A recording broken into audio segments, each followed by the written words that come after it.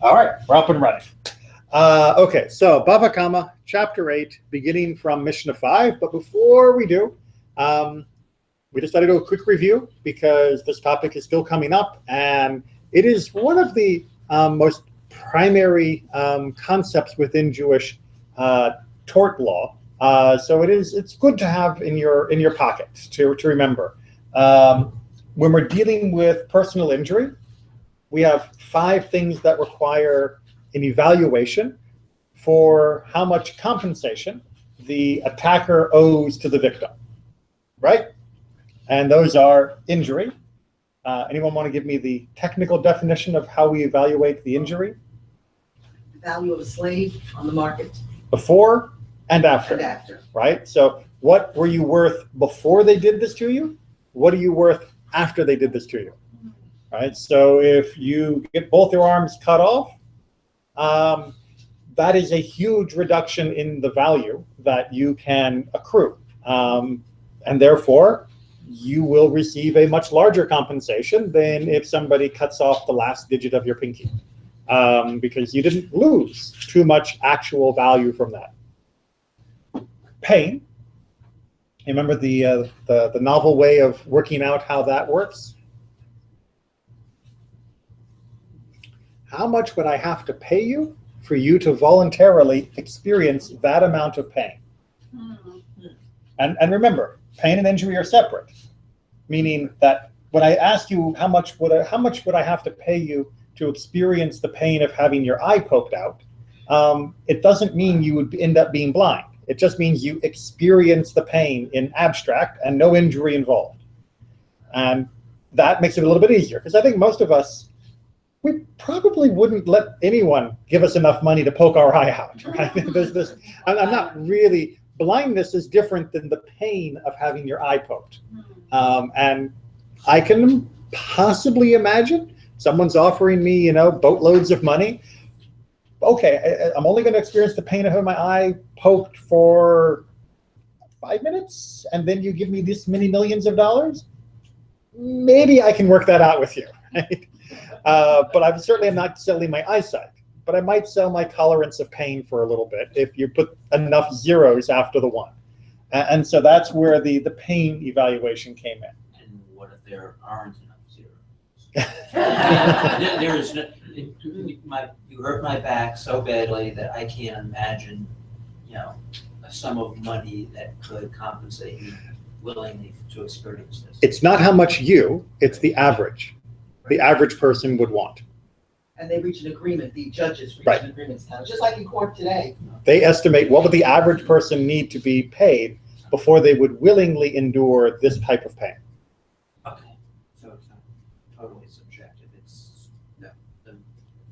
Right. Because if somebody said, "Oh, I just have no tolerance for pain whatsoever. You stepped on my foot. Oh, I would. You would have to pay me $1 million to step on my foot again." The judges go, no, I'm afraid the average person, not quite so much, $10.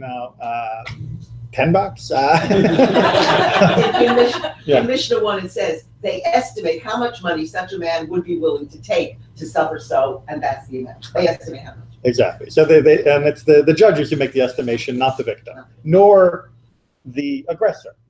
Right? It's not it's not a problem. Man up. It's okay. No. This go.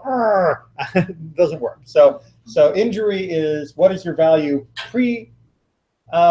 pre-injury and what is your value post-injury? So we're talking about your permanent damage here, permanent reduction. Pain is how much would someone have to be compensated on average in order to voluntarily endure that amount of pain, not the injury, but the pain that goes with what happened.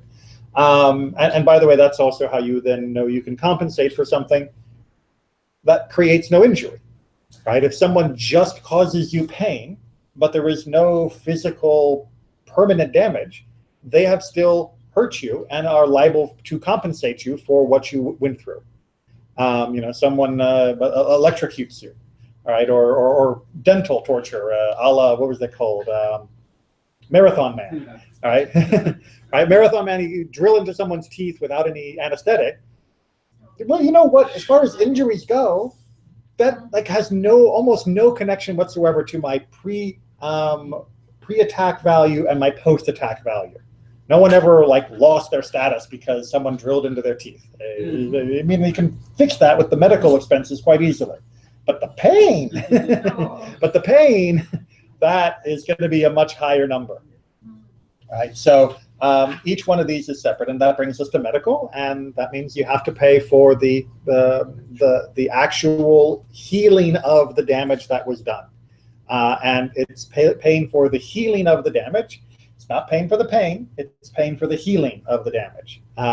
And it doesn't, if it gets rid of the injury, then the injury number goes down, right? If medicine ever figures out how to regrow an arm, then in Jewish law, you would pay for regrowing the arm, but you would not pay for being armless, because you're not armless anymore. You've got an arm again. So that would change the computation. And as long as the injury persists, the aggressor is still responsible for paying for the healing to that injury. Once it's healed, you don't have to pay anymore. Wages, you remember our famous, what do we calculate the wages according to? My favorite, the cucumber watchman. The cucumber watchman. Right. Remember, we've already paid for your potential loss of earnings as the injury, right? So I used to be a cobbler. You cut off my hand. I'm not going to cobble so well now. And that means I've lost X amount of earning potential, my loss of productivity. That's covered by the injury. The wages are, after you cut off my hand, I was stuck in bed for a month, recuperating. It's not the wages of what my job is. That's covered by the injury, the damages that was done. It's the wages that were lost from doing anything. And the anything is the ancient equivalent of minimum wage, which was cucumber watchman. Right? What is the least lucrative profession that's out there, but one that you could have conceivably done no matter what your various injuries, pains, and other things would have been, had you at least been able to go work watching the cucumber field. And how long were you out? That's how many hours worth of cucumber watching you get compensated for. The cucumbers are really exciting to watch. You should pay the boss to have to watch them. All right, and then the last one is indignity or embarrassment. I was just going to say shame, right? Shame is another translation as well that could work. And this is more fluid, and we're going to actually look into this a little bit more in one of our later Mishnahs tonight. But the idea here is that in addition to having been permanently injured to some degree, having been forced to experience pain, having to pay for certain healing, and having lost wages, you can also be humiliated and shamed in the act of interacting with other people. And that is a type of damage. That is not something where, you know, sticks and stones break my bones, words never hurt me. Well, actually, some of the sticks and stones hurt, but the humiliation that came with them might have hurt even worse. And that needs to be compensated as well. And that is an estimate, again, that's created by the court of exactly how much shame has taken place in this case. But isn't that only if you intended to cause shame to the person? Right, and that was something that was also made clear, was that shame had to be part of the intent. So if somebody, the example that was used, falls off a roof and injures a person and causes them shame, you're not responsible for the shame part. You are responsible for the injury part, however. So if I fall off the roof and as I land, I hit you and I push you into a giant pound of manure, and everyone goes, ah, and, like in all the movies. I'm responsible for the injury I did to you because, I did knock you down and you got maybe a little hurt by falling into that pile. But I'm not responsible for the indignity. On the other hand, if I walk up behind you and go, this'll teach you, and shove you into the pile, I'm responsible for any of this, and I'm going to be responsible for the shame that I'm causing by the injury. Good, good. With that in mind, Chapter 8, Mishnah 5. Care to read? Okay. All right. If a man struck his father or mother and left a wound, or if he wounded his fellow on the Sabbath, he is not liable for any of the 5 counts because he is liable for his life. Okay, so this is a concept that we have covered a few times before, which is if you are liable from one action for two different punishments, you are only liable for the greater of the punishments. And in this particular case, the one action would be hitting your parents or hitting another person on Shabbat, both of which are capital offenses. Now, we've talked about this before with capital offenses. There are a number of other conditions that need to be met in order for it to be an actual capital crime, meaning you have to have the witnesses, there has to have been warning, there has to have been acceptance of the warning, et cetera, et cetera, et cetera. And if there aren't those, then you go back into your regular type of crime of, well, you definitely caused injury, even if there isn't enough evidence to make you a capital criminal with that injury, and that means you'll be paying the normal fivefold. But if we have everything else, all the other ducks are in a row, then you will be executed, and you don't have to worry about picking up the bill. It's only the greater of the two punishments that you have to worry about. And then the one that's going to probably engender a bit of conversation. If a man wounded his Canaanite, that is his non-Jewish slave, he is not liable on any of the 5 counts. Okay. So first of all, little caveat, which is not being liable for any of the 5 counts doesn't mean that you can treat your slave however you feel like. For example, if you were to knock out his tooth, you would not be liable for these 5 counts, but he would go free from having been permanently damaged by you. So if he's struck, he would go free as well? If he's struck, and there's injury, that's a permanent injury. But that's right? fair, because it's my slave, so if I injure him, what, I pay myself? Well, and so that's the underlying, I own him. right, that's the underlying theory behind why we don't have to pay for the 5 accounts, which is, it's like I broke something that was mine. So if I break my chair, do I pay the chair? Because if I give money to the chair, that's just going to come right back to me, because the chair can't own anything. Well, I think you answered the question, but didn't extend that. So the operative word there is slave. Yes. Yes, but what if it's just, what about a non-Jewish person? If it's just a non-Jewish person and we're living in a society that allows them to be adjudicated under our law, then they are protected by that law. However, for much of Jewish history, that wasn't an option. We have, in some cases, been allowed to have our own laws within our own community, and if one Jew beat up another Jew, the rabbis in the community were allowed to have a beit din and handle it. But for most of the last 2,000 years, the non-Jewish governments did not like us handling their citizens, even if it involved something that was internal to the Jewish community. So yes, if you beat up a Canaanite and the Jews are in charge, then you absolutely have to handle these things. Or I should say non-Jewish is clearer than Canaanite, because Canaanites are a rather particular category in Jewish law, because they were from among the 7 nations during the initial conquest, and they are not representative of all non-Jews in all time, because they had a unique status during that time of Joshua and the judges, of the settlement of the land after leaving Egypt. And people who live in Canaan now, that is to say, somebody who's not Jewish but happens to be living in the land of Israel, and certainly people who are not Jewish and live outside the land of Israel, do not have the status of being a Canaanite. The Canaanites are gone, as far as Jewish law is concerned. Oh, they're all gone? They're all gone. There's no one left. So there's a really interesting discussion in the Talmud regarding conversion, specifically from Moab, because the Moabites were not allowed to convert to Judaism. That was one of the things in response to their mistreatment of us as we left, and other issues regarding Lot and his family. His family. That's a fun story to go read sometime. Not to the children.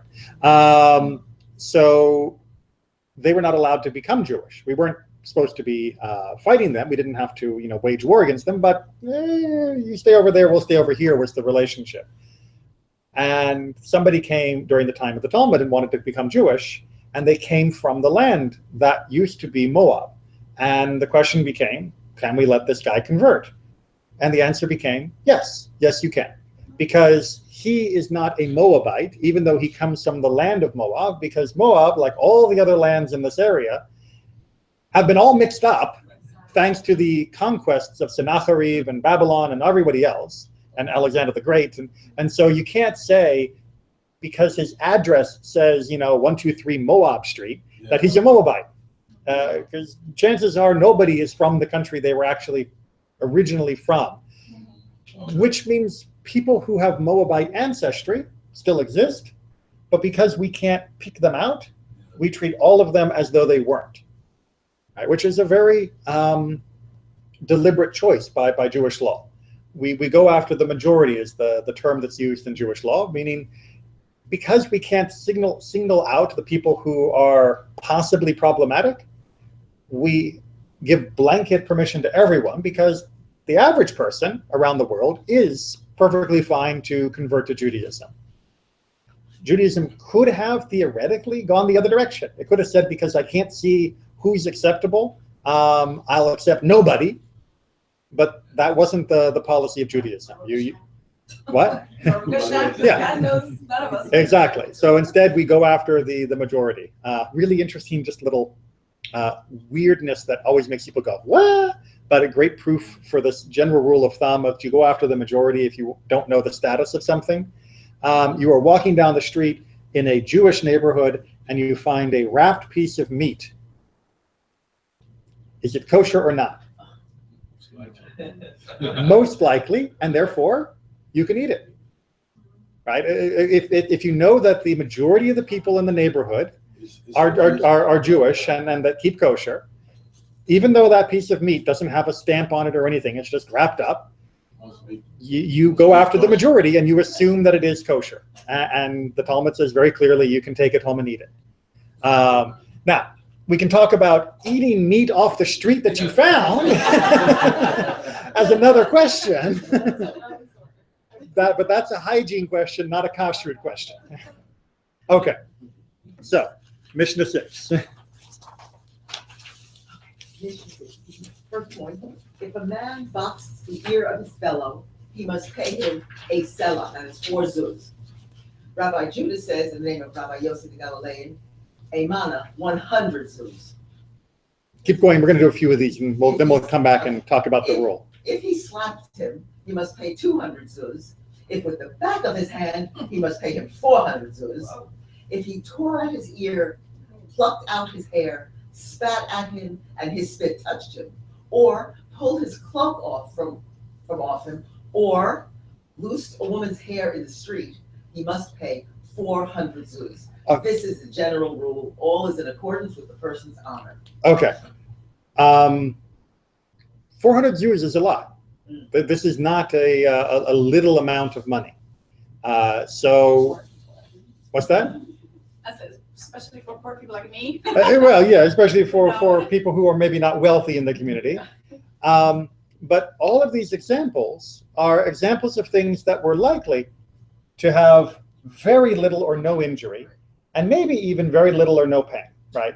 Slaps, yes, they probably hurt a little bit, but I mean, let's be honest. Would I really have to pay you 200 of any denomination of money for me to slap you and you to be okay with it? Chances are you do it for less than 200, right? I mean, come on.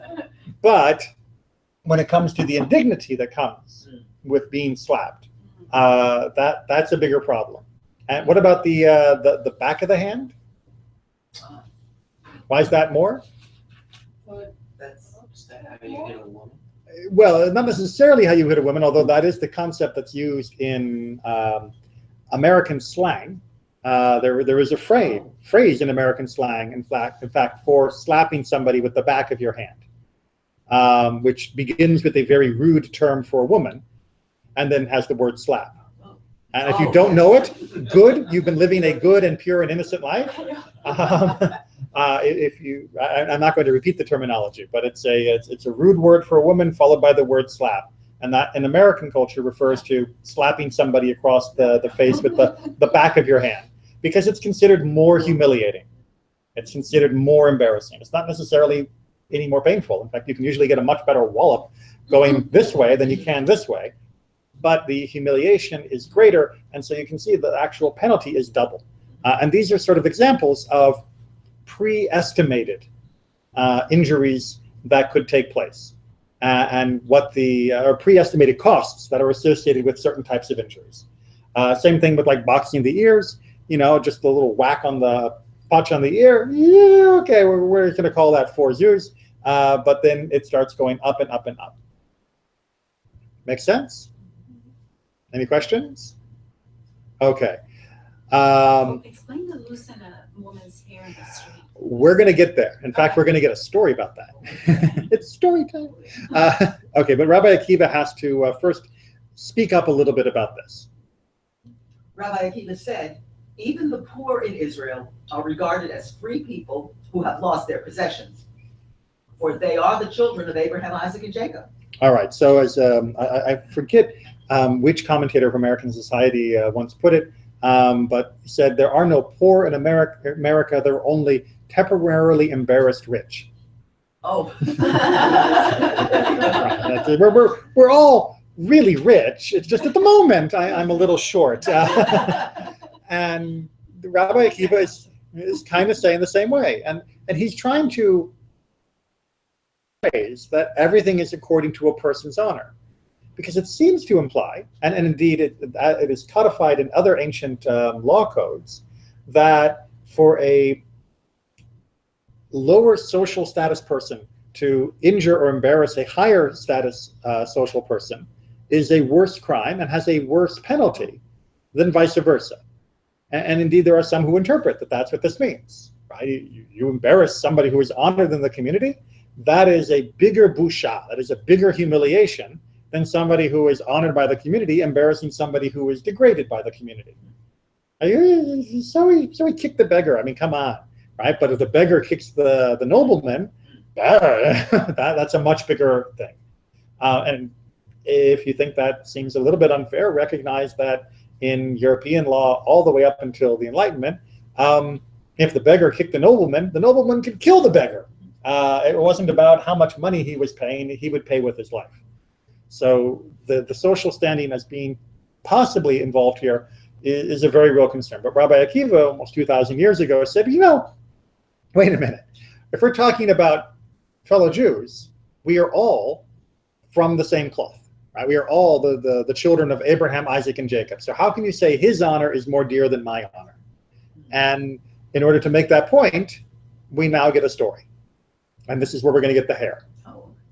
It once happened that a man unloosed a woman's hair in the street. And she came before Rabbi Akiva, and he condemned him to pay her 400 zuz. He said, Rabbi, give me time. And he gave him time. He caught her standing at the entrance to her courtyard, and he broke a jug of 1 isar's worth of oil in front of her. That's a minuscule amount of oil. We're not talking a lot of, this is not a very valuable. And remember, oil we're talking here is probably olive oil. So he broke the oil right in front of her. So she unloosed her hair and scooped up the oil in her hand and laid her hand on her head. Right. And that was not unusual to use oil as a perfume or aromatic or body or cosmetic thing. People would do that. He had set up witnesses against her, and he came before Rabbi Akiva and said to him, Rabbi, should I give someone such as this 400 zuz? He answered, you have said nothing. All right. So what was the point of this plot? I think he was going to show that she would unloosen her hair in public anyway. Exactly. So what did he do? Exactly right. She is such a shameless woman that she would bend down and sop her, her hair in the oil on the ground. It's not quite. I mean, she put it on herself. Yeah, but a cheap little bit of oil. He didn't have to exactly right. So for someone like this, a shameless woman that would uncover her own head just for the sake of a pittance worth of oil, I have to pay her because of her dignity 400 zuzim. Yeah. And Rabbi Akiva says, yep. Right. And that's going to lead in to the last part of this Mishnah. If a man injures himself, even though he has no right to do so, he is not liable. But others who injure him are liable. Right. So that is the general rule. Right? If I take out my my pocket knife and I stab myself in the hand, I don't have to then pay myself for the injury, the pain, the medical, the wages, and the dignity. I shouldn't, and I am liable vis-a-vis the heavenly court, but I am not liable for the Beit Din to assess the damages against me that I have to pay myself for having hurt myself. But if you stab me in the hand, you are responsible. Even if I stab myself in the hand and then you stab me in the hand and it's the exact same thing, you can't say, well, what's wrong? It's not, right? He did it. Why can't I do it? No. I'm not allowed to mistreat my body, but I'm not guilty in the same way of mistreating my body as a different person who would mistreat my body. And that goes for the same for the indignity, for the embarrassment. The woman is also not encouraged to be so brazen, as uncovering one's hair in public was seen to be at that time, as to do so to get a little bit of oil on her head. But that doesn't mean someone else is allowed to make that decision on her behalf and uncover her head too without punishment. Right? Someone can set aside their own dignity. You're not allowed to do it for them, even if they set aside their dignity at the drop of a hat. At a drop of a hat, uncovering the hair. Anyway, and this is a very important rule, that you're not allowed to watch someone else and say, well, if they do it to themselves, then that means I can do it to them. They may or may not be right in what they're doing to themselves, but anything they do to themselves doesn't grant you permission to do it to them as well. Make sense? Maybe? But think of how many times people try to use that justification. Right? You've never heard somebody say, oh, he's not going to miss the money. He probably wasted anyway. Right? You know, my company, they waste so much money on that vendor, and we get hardly anything for it. You really think the boss is going to notice that I took 20 bucks out of petty cash? Right? Well, why should I? If they're willing to throw their money away, why can't I help them and be the target of the throwing? And they may even have a point. Right, that the company might be doing those sorts of things, but that doesn't justify you choosing to help them do it and be the recipient then of that throwing. And the same thing for physical abuse. You can say, oh, well, so-and-so, they don't take care of their body. They smoke, they drink too much, they're always out, they're always sick. So what if I push him around a little bit, right? He does worse to himself than I would ever do to him. No, he does worse to himself, and that's wrong. But you doing something worse to himself, that's libel. You're actually on the hook for the damages there. Okay, good. Let's take a look at Point number 8. Oh, sorry. Yes, point 8. Thank you. I thought we were done with the page. If a man cuts down his own saplings, even though he has no right to do so, he is not liable. But if others cut them down, they are liable. All right. So it's a very complicated set of rules of when you're allowed to cut down your trees and when you're not. But basically what they're trying to say is that even if the person cuts down their own trees, even if they're doing it when they're not supposed to be doing it, that doesn't give you permission to cut down their trees as well. And it's just a sort of a reinforcing of this general rule. That even if someone damages their own property in a way that is inappropriate, or even in a way that is appropriate, that doesn't mean you're allowed to damage someone else's property without their permission.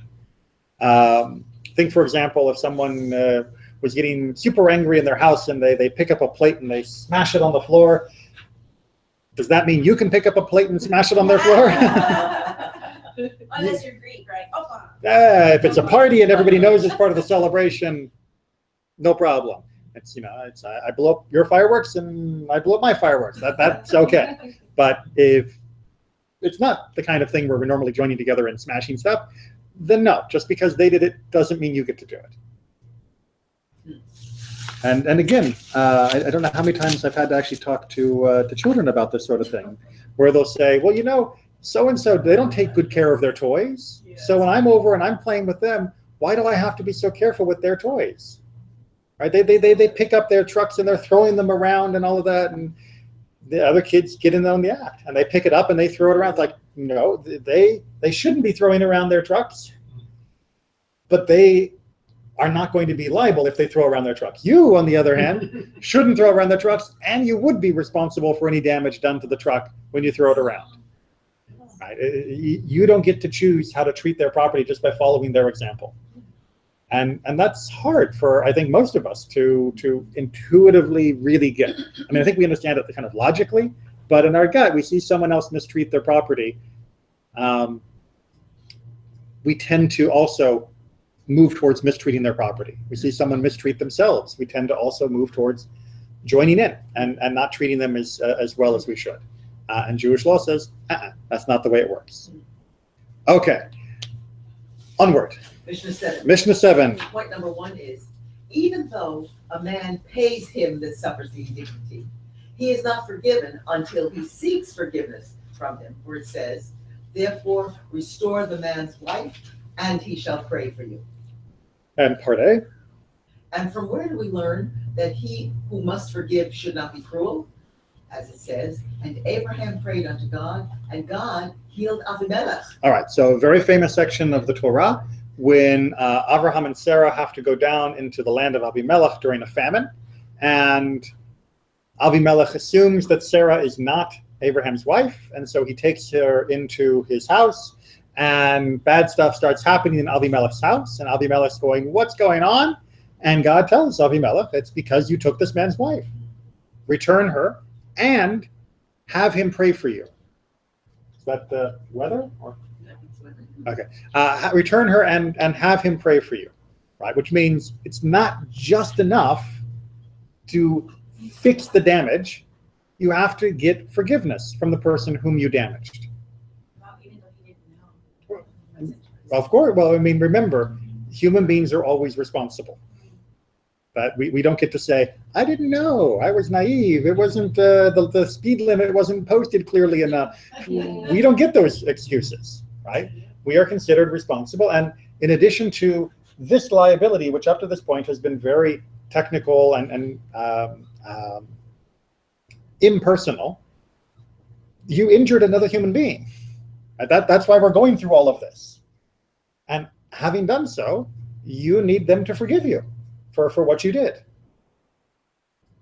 And then we get the second half to say, and they ought to, meaning that a person who is compensating them for the damage they did and is apologizing for what they did, you should then forgive them for what they did. And Abraham is the example of that forgiveness. Even though Abimelech had taken his wife and all of that, Abraham, when Sarah was returned, prayed on behalf of Abimelech, and everything was put back right in his household.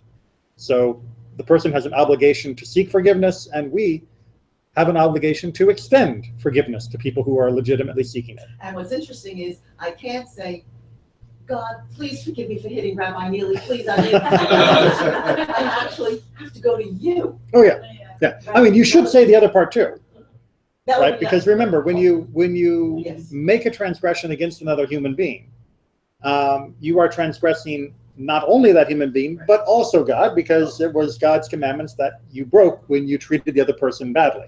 So you've upset both above and below. But before Yom Kippur, we'd have to go to people and say, if I've done anything at all, please forgive me. We go to the people, because until you forgive me, God isn't going to. No, because you haven't actually fixed what you did. Right.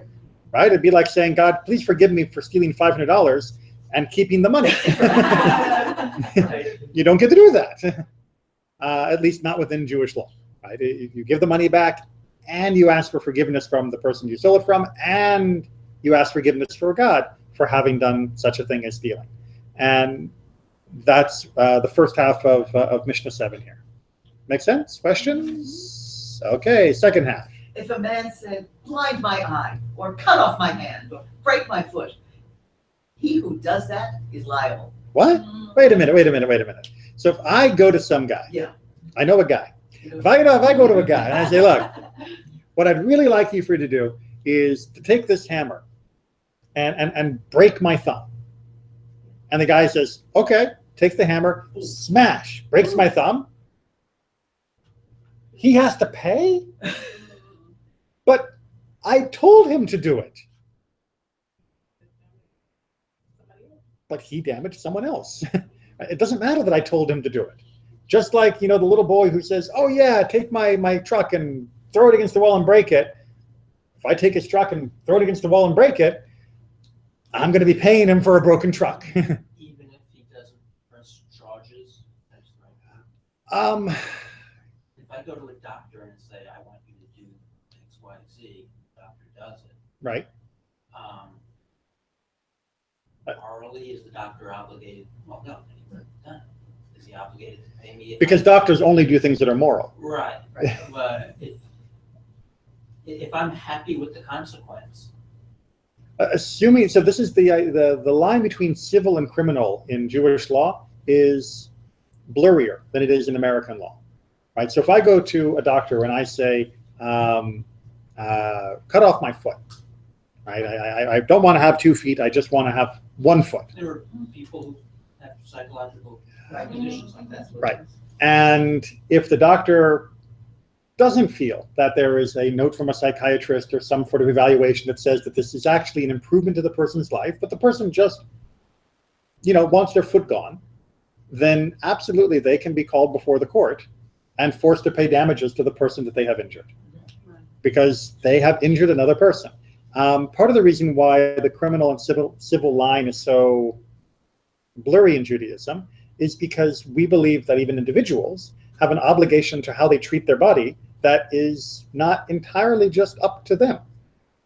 That our bodies are kind of on loan from God, and therefore, although we have a lot of freedom with what we can do with it, there are certain limits to what we can do with it. Most famous in the modern world is tattooing and other forms of physical scarring to the body. But in general, we're not allowed to just mistreat our body willingly. Sometimes there are good reasons why we have to do certain things that aren't best for our body, blah, blah, blah. But willingly, no, you're not allowed to just sit there and say, stab in my hand, stab in my hand, stab in my hand. The court can't prosecute you for that, but they can tell you that you're wrong for doing that. Someone else, on the other hand, even with your permission, says, oh, you want me to stab your hand because you're tired of stabbing your own hand? Let me stab your hand. And the court can go, no, no, no, no, no, no, no, no, no. I'm sorry, you can't do that. And you're responsible. Right. What about the women do the cosmetic surgery? Yes. So Judaism does have a very ambiguous relationship with voluntary plastic surgery. So, for example, imagine a person has a horrible burn, and they need surgery to recover. Absolutely, rebuild the face, rebuild everything, no problem. Everybody agrees. But somebody without a deep psychological problem, as you talked about, without, they're not getting ready to kill themselves because their nose is the wrong shape, but they're just, they think it'd be nice. Everybody else has a nose like this, and I think I'll be more popular. I think I'll be richer if I get my nose, changed. And you know what? If I don't get it changed, I'll still be fine. I'm not going to go jump out of a window. It's not going to ruin my life. But I'd like to do it, the same way that someone might like to buy a car. Judaism says no. You shouldn't have that kind of voluntary surgery. You should not deliberately injure your body for a frivolous reason. If you need the surgery, absolutely, we understand. And Judaism is willing to entertain a big definition of the word need.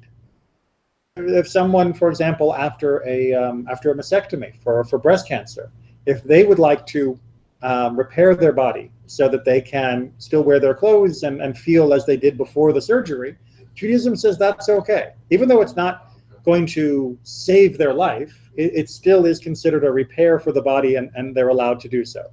But doing it just because, that's what all the girls do, that is not considered a good enough reason in Judaism. I think the rabbis must have had long discussions because not about that. Tattooing and marking your body is not permitted. But there are their wives taking a needle, stabbing it through their earlobe, and hanging a ring from it and calling it beautiful. And I bet the rabbis had long discussions and finally came to the conclusion you better allow the ladies to do it. No, or else they would have allowed a lot of other things too. No, the women weren't doing a lot of other things, but this, I think you're going to have a hard time having them give that up. So you can do that, which is very unusual if you look at the other rules. Not exactly, because there's a major difference between piercing the ears and most other types of things, which is for most people, piercing the ear is not a permanent status. It is. That hole stays there forever. It depends. This is a mark on your body. It depends on the person. God didn't make it that way. It depends on the person. It still leaves a scar. Penelope's ears close up if she doesn't keep earrings in them like in a day. It's really her ear they are very, very quick. And apologize for talking that turn. I don't think it's essentially private, but I do know from personal experience that she has to sleep with earrings, or else in the morning she can leave the mark on her body, which the rabbis had originally said you should not be doing. You shouldn't permanently damage the body. Yes. So, but the ladies wouldn't stop doing it. So sometimes you have to go with what the women want after all. You'd be surprised what both men and women will stop doing because Torah has asked us to. Case in point, lobster. Oh, it was like cockroaches. I can't imagine. Well, having grown up not keeping kosher, I can tell you exactly why people want to eat lobsters. They taste incredibly good. Yes, they do. Thank you so much. It is something that was in my past, and I haven't had one now in 30-some But years. still, to be able to give that up, that deserves extra honor than I. Who have never had one, so what's the big deal? And I'm not recommending you should, just so you can have the honor of. That's what I'm saying. Now I don't have them anymore, but I don't know how good they are. No. No, But that's amazing. my point is that Torah does ask, and we have routinely made many sacrifices of things that might otherwise be fine in life, or in many cultures were considered perfectly normal. The fact that we don't, at least shouldn't be more open in taking from other people and other things that were common in some other cultures is another sign that we give up certain things. The fact that we're saying here that just spitting on another person is a criminal act, when other cultures would consider a good friendly bar fight to be what you do on a Friday night. We've limited much of what we consider to be an acceptable practice. Even when I go to the gym now, I get practically naked. These people have tattoos up and down both of them. I've seen ladies across their backs, you can't even see it. And it's completely full, the amount of tattooing they're doing. I bet it, right? You see that? How much is it? I've always wondered. I saw a price list. A half sleeve Right. is $600. Oh my Oh. God. Oh, you talk about wasting money. Wow. Yeah. Well, I have no idea. And it depends who does it and Also, Yeah. I don't want to wear the same, I Right. how many colors they have. but I don't want to wear the same bracelet every single day. I'll get tired of it. Don't they get tired of the same tattoo 12 years later, 15 years later? And then I want to tell them when their skin wrinkles isn't going to look anywhere near as good. I've been wearing the same suit for 10 years, but Yeah, you're a guy. It's but at okay. least I can replace that eventually when it gets old and worn out. So yes, there are limits. All right. Yes, the culture may do what it wants, but we do keep ourselves separate in many ways. Which is why you can't just walk in and say, break my wrist, and the person can say, hey, he told me to. Even if, keep going. Okay, so we're up to number 2. Uh-huh. The man said, blind my The next line. if he added, on the condition that you will be exempt, he is still liable. Right, so even if Even you promise. the, in quote, victim, the one asking for the damage, tells him, and I promise you'll be exempt. That was the question. That was the question of what if he doesn't take him to court, right? Well, it's not his decision. Ah. And onward. If he said, tear my garment or break my jug, he that does so is liable. If he added, on the condition that you will be exempt, he is exempt. All right, so when it comes to property damage, you can give permission for someone else to break your stuff. And that's because you are allowed to extend that to physical objects, but your own body, you're not 100% the owner.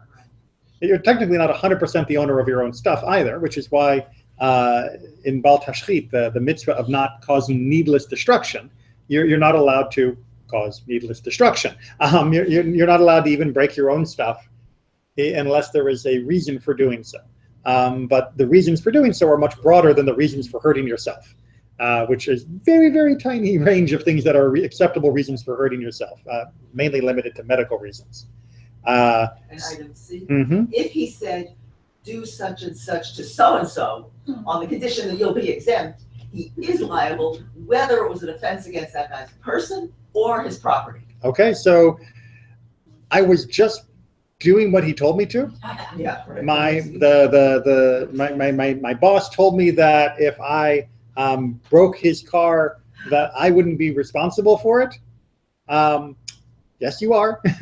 No one can offer exemption for how you treat another person or their property, before you actually do the act. It just doesn't work. Right? No one has the right to take away that right of security in person and possession. And therefore, you can't get out of it by saying, but so-and-so told me it was okay.